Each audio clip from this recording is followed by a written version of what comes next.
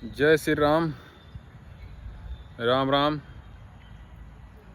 लोगों ने लंगोट कसना चैनपुर गांव में, चैनपुर पंचायत में शुरू कर दिया था कि मुखिया बन ही जाना है इस बार, लेकिन चुनाव टल गया। या तो अक्टूबर में या नवंबर का टारगेट था जब मुखिया का टर्नओवर पूरा हो रहा था, लेकिन अब लोग सोचे कि बैनर पोस्टर लगवाने से क्या मतलब है और हार्दिक शुभकामनाएं क्या देना है, मुखिया बनने के बाद ही दिया जाएगा। तो लोगों ने पोस्टर बैनर और बोलना अभी बंद कर दिया है। अभी सब कोई अपना अपना काम कर रहा है। जैसे पता चलेगा कि ये चुनाव जनवरी या मार्च के महीना में होगा, परिसीमन होने के बाद, तो लोग अपना अपना लंगोट कस के फिर ग्राउंड में आ जाएंगे। मुझे इस बात से दुख नहीं है, चुनाव सबको लड़ना चाहिए, लोकतंत्र है, सभी को आज़ादी है, पैसा सभी के पास है।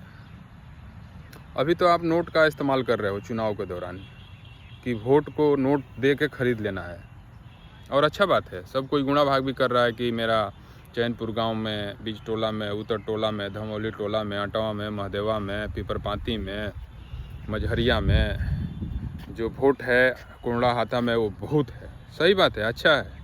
जनता है, कहाँ जाएगी? जनता तो वोट देगी ही। चैनपुर गांव है, चैनपुर पंचायत है भाई, वोट तो देगी ही, और मुखिया के लायक हैं भी आप लोग।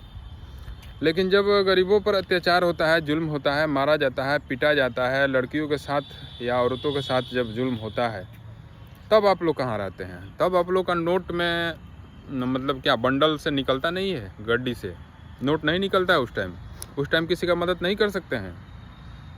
सिर्फ वोट के दौरान ही नोट को इस्तेमाल करेंगे और उसी टाइम पोस्टर लगेगा।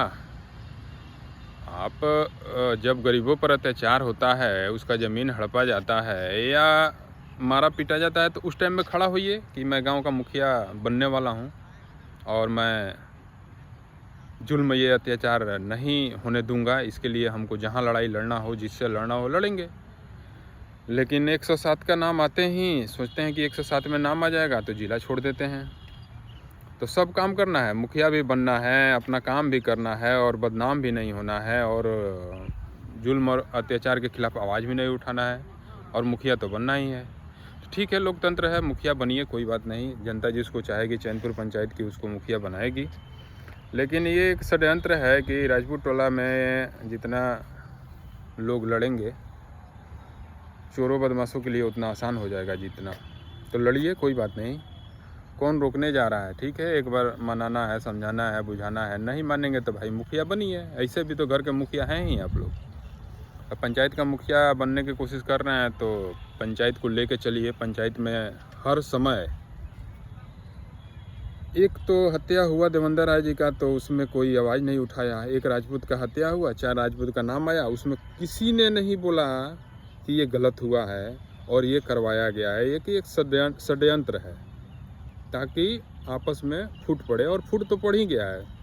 हर कोई अपने आप को राजा है चैनपुर गांव में, और हर राजपूत अपने आप को राजा ही समझता है।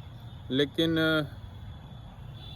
उस समय राजा नहीं बनते हैं आप लोग, उस समय बाहुबल का इस्तेमाल नहीं करते हैं जिस समय आप लोग को समय आता है दिखाने का। लेकिन अभी मुखिया का चुनाव आने वाला है तो सब कोई अपने अपने आप को गरीबों का मसीहा, गरीबों का घर बसाने वाला और रोड बनवाने वाला, ये सब हो गए हैं। कोई बात नहीं, आप लोग के पास पैसा है। पैसा तो चैनपुर गांव में ऐसा है कि छोटा छोटा गांव खरीद लेगा। लेकिन मंदिर टूट रहा है, उस पर भी ध्यान दीजिए। मंदिर ढह रहा है, उस पर भी ध्यान दीजिए। भगवान का चोरी हो गया, उस पर भी ध्यान दीजिए। और रोड नहीं है, उस पर ध्यान दीजिए। शिक्षा नहीं है, उस पर ध्यान दीजिए। पैसा लेके, घूस लेकर नौकरी दिया जा रहा है, उस पर भी ध्यान दीजिए। आवाज़ उठाइए, चलिए कलेक्टर साहब के यहाँ, चलिए नेताजी के यहाँ, मंत्री जी के यहाँ, सांसद जी के यहाँ, चलिए मुख्यमंत्री जी के यहाँ। तब तो हम माने कि आप आवाज़ उठा रहे हैं, और नाम खुल के बोलिए, कौन चोरी किया है, कौन लूटा है।